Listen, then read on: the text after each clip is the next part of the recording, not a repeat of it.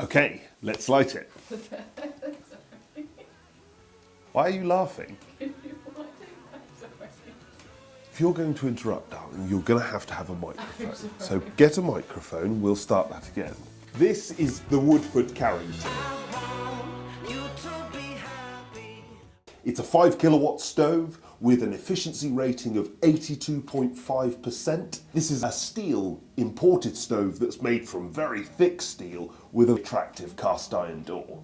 This stove has a grate and an ash pan, which gives it flexibility, ease of emptying, but it does compromise the sort of out-and-out wood-burning performance. I figure the type of user for evenings and weekends will favour flexibility and convenience over, the out-and-out performance of just wood. It also has 2 controls, and whilst I would prefer some sort of slightly neater end to them, cast iron or wood or something, they work really, really well, and obviously that lower air function is fantastic for lighting. Okay, let's light it. Stop with your... Stop it. Rude. I knew what you were going to say before you said it. I'm like what's it called? You're like a fan, all right? Nothing more or less. Now, we start obviously with some logs in the base. Ideally you want logs close together. I've been teaching my children to light fires, and they either put the logs against one another or with a massive gap between them, and then obviously the results are the fire doesn't light. But if you can just take an extra second, that's all it takes, an extra second, and say to yourself, have I put that close together with an air gap? Then you've done it right. See how we get on. Now, I'm a big fan of this stove with regard to lighting because it is a gem. Shut the door straight away, pull both levers right the way out. Generally, this has been taking us a relatively short amount of time to get lit. And obviously, I don't have to return to it, it just does it all itself, but let's find out. So we've lit it and we let it burn down, and we've put another log on it, so that's why it looks a little bit different now. But lighting it typically takes about 10 minutes, which is very, very quick. This stove has this lower air, which obviously you would open when lighting, but if you're burning wood, you're then going to close it once it's at operating temperature.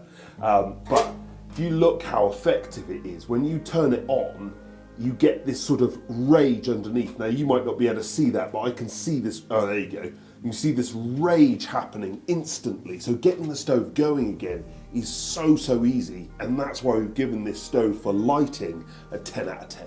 It's obviously made for fireplaces, but they do also make a log store version which raises it up, and so you could potentially use it for a freestanding setup as well. They've also given some effort to that because it's set up with direct air as standard, and whether you go for the standard version or the log store version, you can put it on a 12mm half. So very, very suitable for more modern spaces as well. We then get to the air system. It brings in air at the top down the glass here. Then there's the air at the back for maximising efficiency. And obviously, this being a multi-fuel stove, you do also have some air coming up underneath the grate for lighting and coal use. Finally, this stove has a 10-year warranty. The Carrington is well put together and looks really smart. Obviously, you've got a big uninterrupted view of the flames. In terms of the glass clean, we've put it through its paces over a couple of weeks, and you can see the glass after quite a lot of abuse over that time. Shutting it down, running overnight, keeping it going all day on a net of logs, doing all sorts with it, burning some stuff that was less than perfect, getting new fuel in there and shutting it down straight away to really put it under pressure. It has hazed over, as you can see, but basically it runs clean because the moment the fire's lit, you can't see that hazing, and any blacking on the glass just disappears. So it does do a really good job of keeping things clean. Overall, when we take into account what it looked like after running overnight, as you can see here. Right, we've tried another overnight run. I would say that's fairly clean on there. So that's the stove after 9 hours. There's a lot of heat in the bed, but I'm just going to sort of sit that there. I've obviously only put logs on, I haven't put any kindling on, but we'll just see what it does. So up and burning. It took basically I had to leave the door ajar for about a quarter of an hour. I'm going to say that for cleanness, this is an 8 out of 10. There's a lot going into this which make it nice. The one thing that I would, if I'm being a little bit picky, is the handle does get hot, so you need a glove, but they send you one. When we reload the stove, I've got no issue with spillage. I can chuck my, even when there's lots of flames going on here, and chuck the fuel on, nice and easy, no problem at all. I also sort of picked on these handles on the controls and said, they could have a sort of nice finishing end to. That's me being really picky. I'm just trying to pick on things because actually it's a really lovely piece of kit. Obviously, then we talk about the grate and the ash pan. Now, it's a static grate with a proper ash pan, so that means that it's focused on wood but can burn coal. If you're burning coal, you want to get rid of all the ash, and you just wiggle it around. As you can see here, stuff falls down into the pan nice and easily, but you don't want a bed of ash, and then you can burn your coal-based fuel. If you then burn your wood, you allow the ash to build up, and because it's a static grate, it will sort of stodge up and make that process quite easy.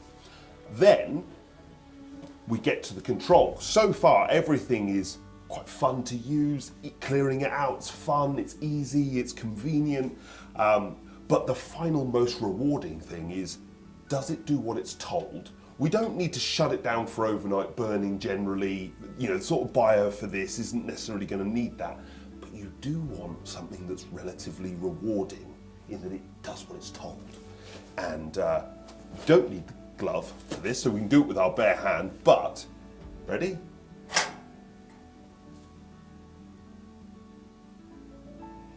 Shuts right down, does exactly what we want. We've still got flames, it still looks pretty and it's fun, but we've got these sort of rolling flames at the top and just very gentle stuff happening, which I think is just right for this stove. I think the build and control of this appliance is a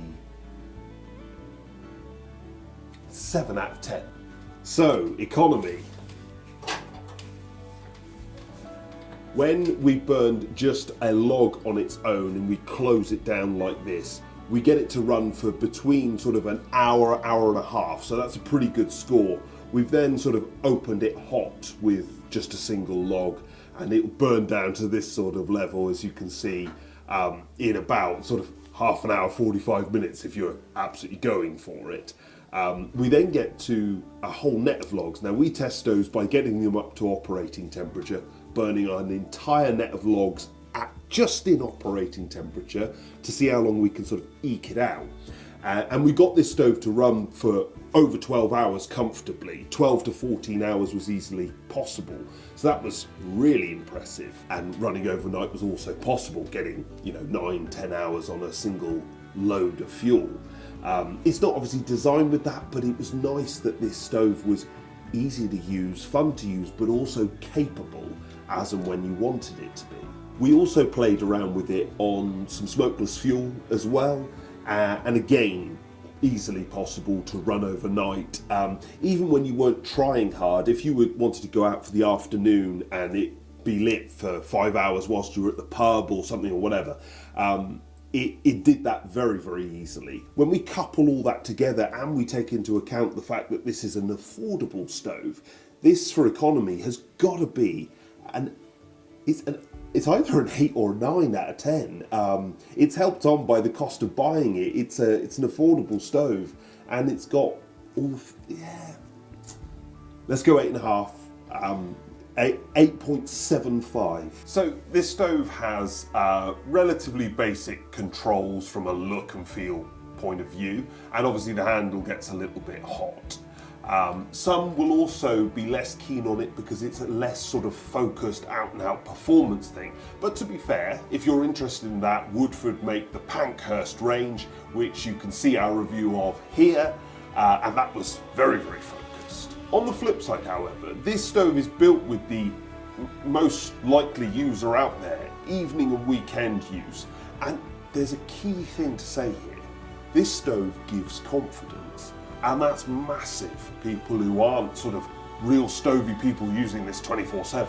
They want something easy, rewarding, and confidence inspiring. And not to mention, obviously, they want it to be affordable as well, which it is. This stove, I've already mentioned this, is fast approaching being the best stove Woodford have ever made.